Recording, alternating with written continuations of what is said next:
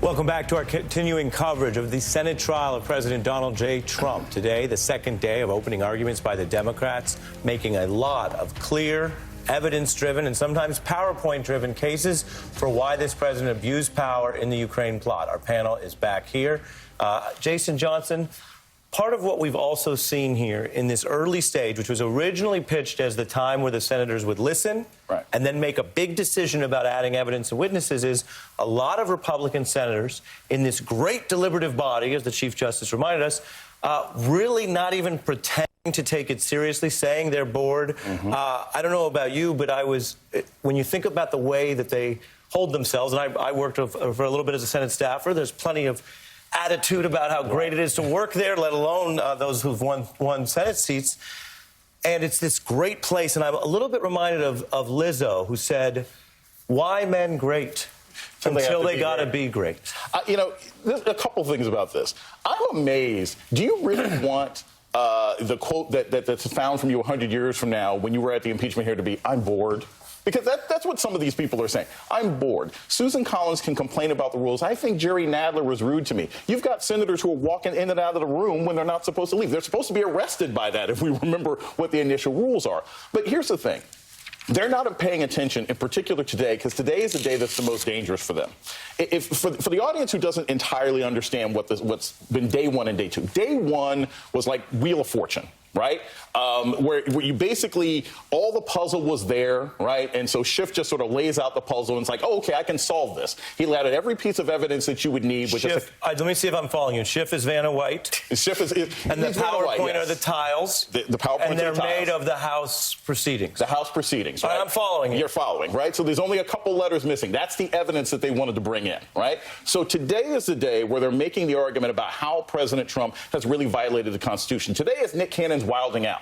Today is where they're just going through everything he's done wrong. When Garcia was talking about how Donald Trump put himself first, I mean, he's not just a bad president. It's like a bad person you don't want to be with in your life. And the Republicans don't want to hear that. That's why Lindsey Graham wants to leave the room. That's why they're frustrated when they see Alan Dershowitz, because this is the part where the real difficulty of supporting a man like this comes forward. Well, and I think that, I mean, it was interesting when you were going back and forth with Warner on precisely this point, because really what the case hangs on, in a huge way, is as much as anything whether the president acts in good or in bad faith as the fundamental core question.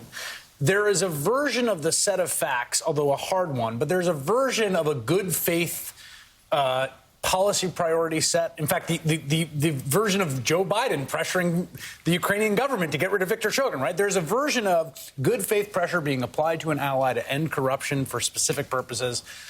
This has all been done in bad faith. All the evidence shows that it's in bad faith. And part of, I think, what people find so difficult to understand Republicans kind of poo-pooing it is just for them to go through the motions of pretending they believe the president acted in good faith.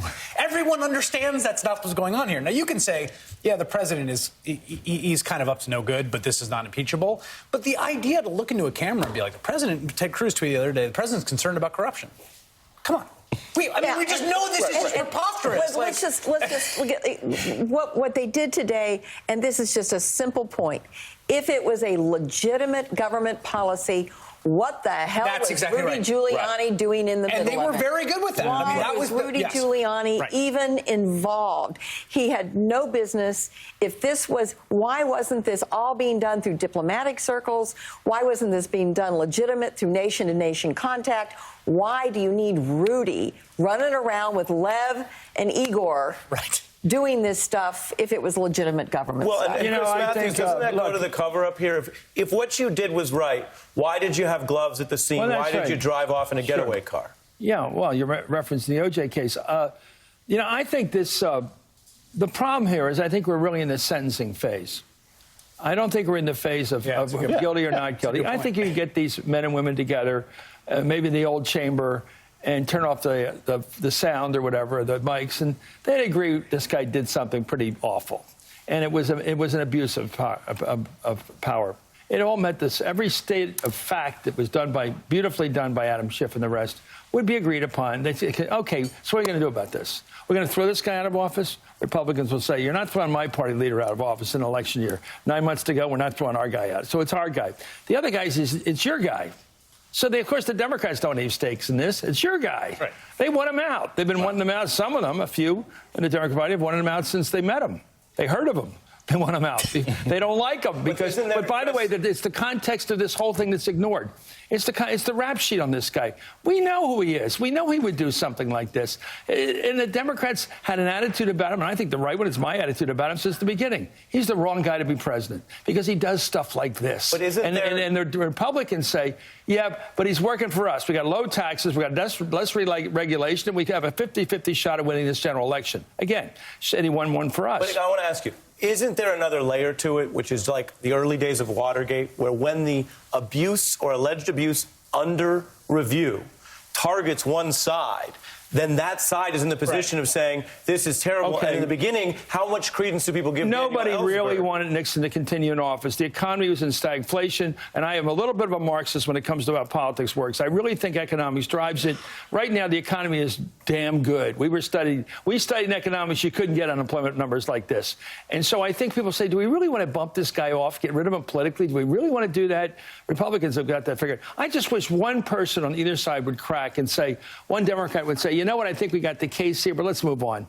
We got the case. We're not going to get 67 votes. You know what? I can see the other side. Let's move on. Or one Republican saying, this stinks so bad that I can't see saying yes to this guy serving another day in office. But we know neither of those are going to happen. And that's why people consider this tedious. Because nothing's going to change. But Bree, I'm supposed to fit in a break. Don't we agree on that? Well, I'm supposed to fit in a break, but you put such an interesting question on the table. I want to kick it back to Chris Hayes, which is many Democrats would argue in response to Mr. Matthews, a self-declared Marxist interpretation. Just give that to Twitter right now. I have a feeling Twitter, here you go.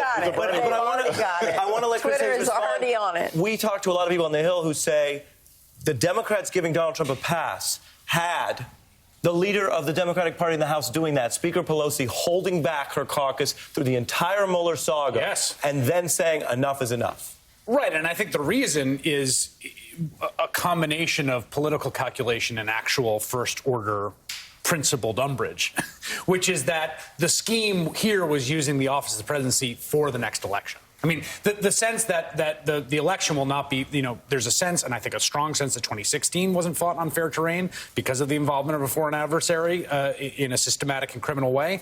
And the idea. Oh, by the way, the Democratic Party didn't feel that was fought. The primary fight was fought on an even. Yeah, but the Bernie people do not think it was a fair fight on even territory. That's true, and there's always. We may be getting off topic. There's questions about the margins, about but it's all legitimacy questions always. of what's unfair. But to me, that was the reason they broke the glass was because this involved the election, and I think that's both justifiable. And as for what you're saying, let me just say this one thing: in the history of the American Republic, no senator has voted to convict someone of their own party. We've had two trials so far. It's never actually happened. And what you also have, there's this element almost of, yes, it was political, yes, it was after 2018, but it's almost like a makeup call, right? Because Mueller didn't get them what they wanted. They didn't get enough people excited. And literally it's like the guy who leaves prison on a drug charge and then goes straight for his plug. I mean, Mueller didn't do it, and then he tries to do the exact same thing with the call to Zelensky. Someone had to step in. We have been trying, those who believe that this president's guilty, since the beginning, and with the Mueller, first was the Mueller report. This is going to get him. When that report comes out, this guy's gone.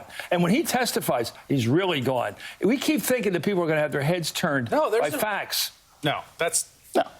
It's emotion and shame. I'm told I'm minutes over, but I think it was worth it, but that's just my humble opinion. Very interesting conversation. The panel stays. Quick break. When we come back, the one and only Lawrence O'Donnell joins.